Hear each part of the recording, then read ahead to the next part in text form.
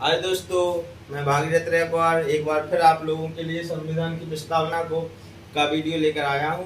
तो आज हम इसके बारे में जानेंगे संविधान की प्रस्तावना होती क्या है, कब लाई गई और कौन कौन लाया है इसको, और इसकी में क्या क्या प्रावधान होते हैं उसके बारे में चर्चा करेंगे।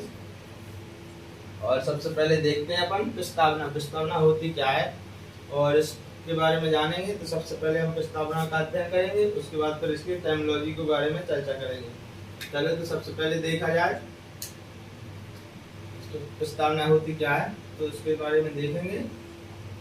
हम भारत के लोग भारत को एक संपूर्ण प्रभुत्व संपन्न समाजवादी पंथनिरपेक्ष लोकतांत्रिक गणराज्य बनाने के लिए तथा उसके समस्त नागरिकों को सामाजिक आर्थिक राजनीतिक न्याय विचार अभिव्यक्ति धर्म विश्वास की उपासना स्वतंत्रता समानता प्रतिष्ठा एवं अवसर की समानता तथा व्यक्ति की गरिमा राष्ट्र की एकता और अखंडता को सुनिश्चित करने वाली बंधुता को बढ़ाने के लिए आज संविधान सभा में 26 नवंबर 1949 को अंगीकृत अधिनियमित आत्मसमर्पित करते हुए,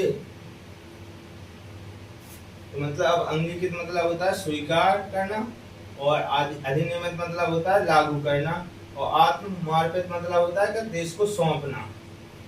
तो इसके बारे में जानेंगे। 26 नवंबर 1949 को हमारी संविधान सभा ने इसको पारित कर दिया था और इसके बारे में देखेंगे।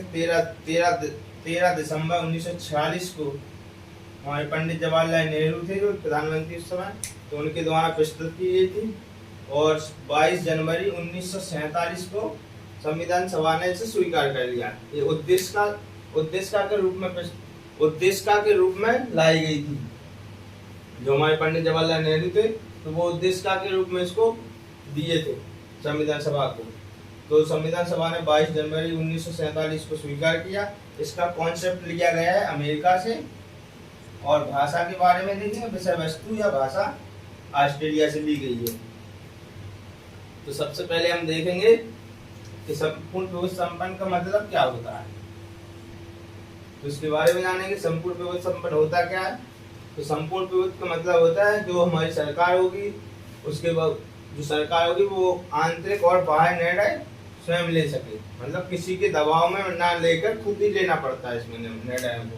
तो संपूर्ण प्रभुत्व जैसे मान लिया जाए कोई सी भी अंतर्राष्ट्रीय संधि हुई, कुछ भी हुआ, तो उसमें क्या होता है निर्णय सरकार को ही लेने पड़ते हैं। तो मतलब हम अपने आप में एक स्वतंत्र राष्ट्र हैं, इसलिए हमारे जो निर्णय होते हैं हम खुद ही लेते हैं, आंतरिक और चाहे बाहर निर्णय हो। उसके बाद देखेंगे समाजवादी क्या होता है। समाजवादी का होता है संपत्ति का समाजीकरण और मजदूर और वंचित वर्गों का कल्याण करना और शोषण विहीनता समाज का स्थापना करना। इसके बारे में देखेंगे। और पंथ निरपेक्ष का मतलब क्या होता है कि हमारी जो राज्य सरकार है, जो भी सरकार है, तो वो क्या करेगी कि किसी भी धर्म को वरीयता ना देकर, किसी भी पार्टिकुलर धर्म को वरीयता नहीं देकर सभी धर्मों को इक्वलिटी मानेगी। जैसे मान लिया जाए कोई सा भी धर्म है तो शिक्षा में भी उसका यूज नहीं करेगी। जैसे कोई धर्म हुआ तो धर्म की शिक्षा नहीं देगी हमारी सरकार। उसी प्रकार देखेंगे लोकतांत्रात्मक समाज पंथ निरपेक्ष हो गया। उसके बाद देखेंगे भाई संपत्ति का समाजीकरण। अब संपत्ति का समाजीकरण के बारे में एक बार फिर जानेंगे। संपत्ति का समाजीकरण होता क्या है, देखा जाए। जैसे संपत्ति का समाजीकरण मतलब समस्त नागरिकों को संपत्ति जो भी है तो उसको समाज में एक इक्वलिटी लाना समाज में संपत्ति का।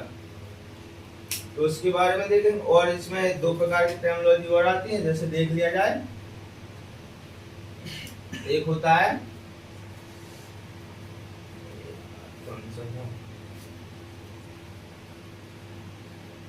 इस पे यहीं छोड़ते हैं, आगे देखते हैं। याद नहीं आ रहा, याद आ जाएगा तो मैं बता दूंगा। उसके बाद देख रहे हैं लोकतांत्रात्मक। लोकतांत्रात्मक का मतलब जनता के द्वारा जनता के लिए बनाया गया शासन लोकतांत्रात्मक कहलाता है। उसी प्रकार गणतंत्रात्मक का मतलब क्या होता है प्रत्यक्ष या अप्रत्यक्ष चुनाव होता है, जो सरकार का जो प्रत्यक्ष, जो सरकार जो देश में जो भी मुखिया होता है वो उसका चुनाव प्रत्यक्ष या अप्रत्यक्ष किसी भी तरीके से हो जाए तो उसको गणतंत्र कहते हैं। और लोकतंत्र का मतलब है जनता के द्वारा के लिए शासन, जो जनता के द्वारा बनाया जाता है शासन, उसको क्या कहते हैं, लोकतंत्र का। उसी प्रकार हम सत्ता के स्वरूप के बारे में देखेंगे। सत्ता के स्रोत देख ही लिया हम, भारत के लोग, मतलब भारत के लोगों द्वारा जो भी संविधान सभा बनाई गई वो भारत के लोगों द्वारा बनाई गई है। जो भी प्रतिनिधित्व थे संविधान सभा के वो सब क्या थे, भारत के लोग। इसका मतलब यही होता है हम भारत के लोग। तो सत्ता के स्रोत में के बारे में जान लिया और सत्ता का स्वरूप के बारे में जान लिया। अब इसके बाद अपन देखेंगे सत्ता का उद्देश्य, तो मतलब क्या था सत्ता का उद्देश्य। तो सबसे पहले देखेंगे न्याय। व्यक्ति को किस तरह का न्याय मिलना चाहिए, सामाजिक, आर्थिक और राजनीतिक न्याय। 3 तरह का न्याय होता है, सामाजिक, आर्थिक और राजनीतिक। सभी जगह व्यक्ति को समान अधिकार होना चाहिए। इसी प्रकार क्या हो, स्वतंत्रता किस प्रकार, विचार, जैसे मान लिया जाए विचार करने की स्वतंत्रता, कोई भी व्यक्ति हो अपने अंदर विचार व्यक्त कर सकता है, वो सोच सकता है, हर कुछ कर सकता है। उसी प्रकार संविधान में क्या है, विचार करने की स्वतंत्रता है। और उसके बाद धर्म, किसी भी धर्म को मानना और विश्वास करना, मतलब किसी भी धर्म पर विश्वास करने की स्वतंत्रता, उसको कोई रोक नहीं सकता है कब क्या करना है, मतलब वो किसी भी धर्म पर विश्वास कर सकता है, उसकी स्वतंत्रता उसे है। उसी प्रकार क्या है, उपासना, वो किसी भी धर्म को मान सकता है, उपासना कर सकता है, इस तरह। तो ये स्वतंत्रता के बारे में जान लिया। उसके बाद देखेंगे समानता, मतलब प्रतिष्ठा, जीवन जीने की समानता। प्रतिष्ठा मतलब क्या होता है, जीवन जीने की समानता होनी चाहिए। हर व्यक्ति को जीवन जीने की स्वतंत्रता है। उसी प्रकार अवसर की समानता, व्यक्ति को कोई भी एग्जाम वगैरह होते हैं सबको समान तौर पर देखा जाता है, उसी प्रकार की समानता हो गई। अवसर की समानता, व्यक्ति को कोई भी पर्टिकुलर वो रहता है, जैसे मान लिया जाए कोई एग्जाम है तो उसमें पार्टिसिपेट करने की बराबर की स्वतंत्रता होगी, तो इससे समानता, अवसर की समानता हो गई। उसी प्रकार देखेंगे हम व्यक्ति की गरिमा मतलब उसके वो गरिमा क्या होता है, चरित्र पर ठोस व्यक्ति की गरिमा की स्वतंत्रता। और उसी प्रकार देखेंगे राष्ट्र की एकता और अखंडता। एकता क्या होता है, हमारे जो वैज्ञानिक संकल्पना है जिसमें राष्ट्र में एकता का भावना पैदा होती है, उसी को राष्ट्रीय एकता कहते हैं। अखंडता एक भौगोलिक संकल्पना है, जो देखा जाए तो भौगोलिक मतलब हमारे जो भी देश है, भारत देश है, उसका कोई भी पार्टिकुलर भाग किसी देश को ना दिया जाए तो वही को क्या है, अखंडता, मतलब पूरी को जोड़ के रखना, ये अखंडता है। अब जानेंगे बंधुता के बारे में। बंधुता क्या होती है, हमारे देश में सबसे ज्यादा देखा जाए तो भाईचारा चलता है, उसी को ही बंधुता कहते हैं। उसके बारे में जान लिया, भाईचारा मतलब बंधुता। उसके बाद देखेंगे अपन प्रस्तावना क्या है, होती क्या है। तो अपन देखेंगे सबसे पहले प्रस्तावना होती क्या है। प्रस्तावना सबसे पहले जानेंगे प्रस्तावना संविधान के लिए एक भूमिका या अमुख्य भांति कार्य करता है। भूमिका या अमुख्य भांति मतलब जो भूमिका होती है संविधान की, उसकी भांति या अमुख्य भांति, वही होता है भूमिका की भांति कार्य करता है। भांति है जिसमें संविधान के आदर्श होते हैं, जो वो पाए जाते हैं। आदर्श और उद्देश्य और आदर्श प्रणाली के स्वरूप और संविधान को लागू होने की तिथि का उल्लेख है। ये अभी बताया था आगे, संविधान सभा ने तिथि को पारित किया था, तो मतलब तिथि का पैटर्न है, इसका उल्लेख है। तो इसके बारे में जान ही लिए थे अभी कि 13 दिसंबर 1946 को जवाहरलाल नेहरू संविधान सभा में उद्देश्य का या प्रस्तावना प्रस्तुत किए थे। तो तब संविधान सभा ने 22 जनवरी 1947 को पारित किया। और उसके बाद देखेंगे कॉन्सेप्ट कहाँ से लिया गया, अमेरिका से। कॉन्सेप्ट अमेरिका से लिया गया था। विषय वस्तु या भाषा कहाँ से ली गई, ऑस्ट्रेलिया से। उसी प्रकार देखेंगे कि एम मुंशी ने क्या कहा है हमारी संविधान की प्रस्तावना को, जन्मपत्ति।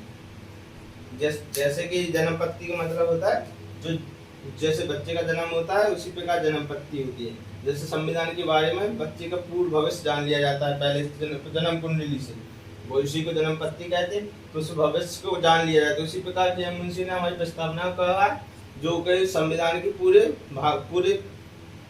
संविधान को जान लिया जाता है प्रस्तावना से।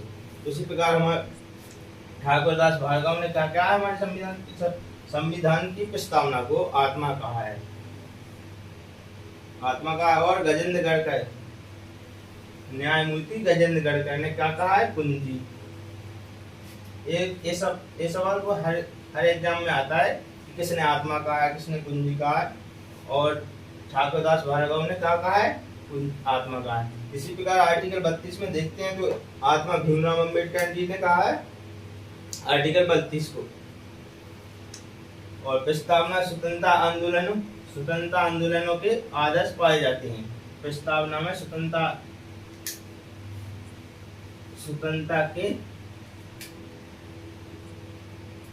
आंदोलन के आदर्श पाए जाते हैं। और उसी प्रकार देखेंगे आगे चल के तो बेड़ुवारी विवाद 1960, तो इसमें क्या कहा गया, प्रस्तावना एक कुंजी है या जन्मपत्ति है, तो इसमें क्या नहीं होना चाहिए, इसमें संशोधन नहीं होना चाहिए। तो इसमें संविधान जो हमारी जो इसको देखते हैं तो सबसे पहले बेड़ुवारी विवाद 1960 में आया, जिसमें क्या कहा है, कुंजी या जन्मपत्ति, इसके आधार पर हमारे संविधान की प्रस्तावना को प्रवाचनीय नहीं माना है। और उसके आगे अपन चल के देखते हैं केशवानंद भारती बनाम केरल राज्य, ये अधिकतर दोनों ही आते हैं, और भी हैं जिसमें नो यस कहा गया है, लेकिन पेपर में अधिकतर यही दोनों ही आते हैं। तो अपन इसमें देखेंगे केशवानंद भारती केरल राज्य 1973, इसमें यस बोला है, मतलब इसमें कहा गया जो कि जब पूरे संविधान की जन्मपत्ति कही गई तो भविष्य के बारे में जानने इसमें परिवर्तन होना चाहिए, क्योंकि हमारे संविधान एक गतिशील संविधान है, जो गति के साथ समय के साथ उसमें परिवर्तन होना जरूरी रहता है। उसी प्रकार इसको प्रवर्तनीय माना है। इसमें एक मूल ढांचे की सिद्धांत आया है, जो न्यायालय होती है, सर्वोच्च न्यायालय, उसके द्वारा क्या दिया जाता है, मूल ढांचे में कोई चीज डाल दी तो उसमें संशोधन नहीं किया जा सकता। जैसे हम भारत के लोग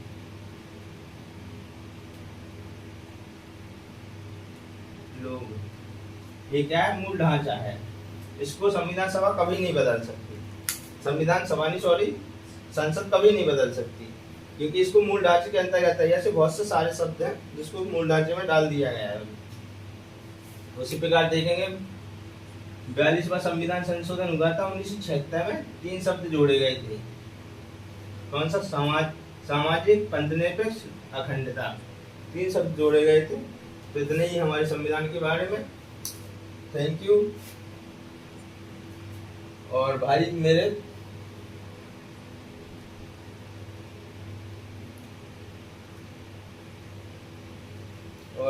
मेरा चैनल है DS एंजॉय के नाम से, उसी को लाइक एंड सब्सक्राइब जरूर करें। और इसके बाद मैं अगला वीडियो लाने की कोशिश करूंगा, इससे भी अच्छा, और वो रहेगा मौलिक कर्तव्यों के अधिकार के बारे में। उसके बाद कर्तव्य चलेगा, उसके बाद नहीं, अभी नहीं लाऊंगा मौलिक अधिकार, धीरे धीरे देखो कल कौन सी स्टडी बनाई जाए, उसी हिसाब से मैं वीडियो लाऊंगा। चलो थैंक यू, ओके बाय।